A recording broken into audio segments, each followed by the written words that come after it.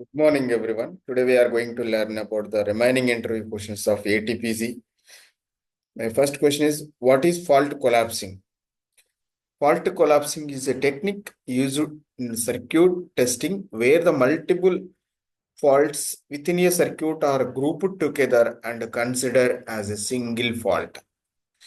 Means deleting equivalence faults. Simply.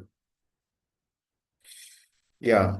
What are the different types of fault classes? Next question is, what are the different types of fault classes? Actually, these fault classes are defined in two types. First one is testable faults and next one is untestable faults. So first, I will tell you the untestable faults. So untestable faults are which no pattern exists to detect these faults. There is no pattern. For example, untestable faults. For example, tied, blocked, unused, redundant. So all these comes under the untestable faults. Tied, blocked, redundant, and unused. So there is no ATPG pattern for these faults.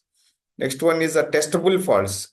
Can be tested by some patterns. So testable faults are tested by some patterns. Okay. Next, again, these testable faults are classified into four categories: detected, possibly detected, ATPG, untestable. There is a large difference between untestable and ATPG untestable. Untestable faults, there is no pattern exist. Okay. Next one is undetected. Next, first one is detected faults. So again, these detected faults are categorized into two types.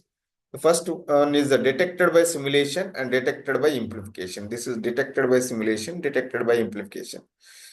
So detected by simulation, these faults detected when the tool performs the simulation. Detected by amplification, these faults detected when tool performs the learning analysis. That means a scan chain.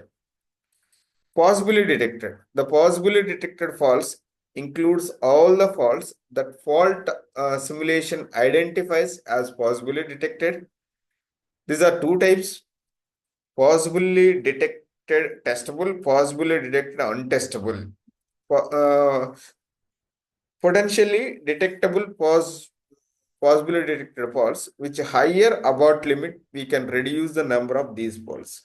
By increasing the abort limit, possibly testable faults, we can able to decrease. Possibly untestable, there are proven ATPG untestable and hard undetectable faults.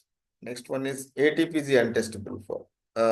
Will I already told those faults. Next one is undetected faults.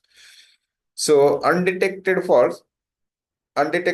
These faults include the undetected faults that cannot be proven untestable or ATPG untestable. Next one is uncontrollable and unobservable. So these two will be reduced by increasing the abort limit. Next, ATPG untestable. These faults can include all the faults which the test generator unable to find a pattern to create a test. Testable faults are become ATPG untestable faults because of the constraints or limitations placed on ATPG tools such as pin constraint and insufficient sequential depth. These faults may be detectable if you remove some constraints or change some limitations on the test generator. Next one is what the SPF or a test procedure file will contains. Actually, normally this test procedure file will contains the information about the procedure for shift, procedure for capture, procedure for load, unload, all these.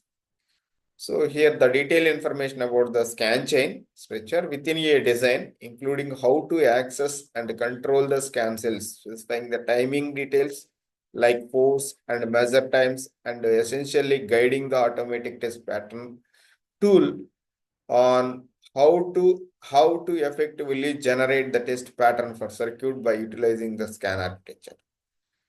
Next one is the ATPC. what is the difference between the transition and path delay fault model?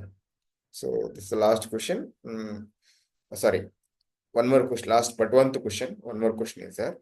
What is the difference between the transition and path delay fault model? A transition fault model focus on detecting large delay defects at a single point in the circuit, a node.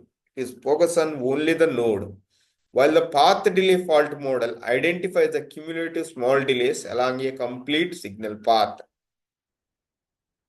Next one is, how many false sites are there for two input AND gate?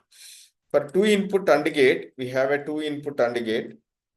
So two input terminals.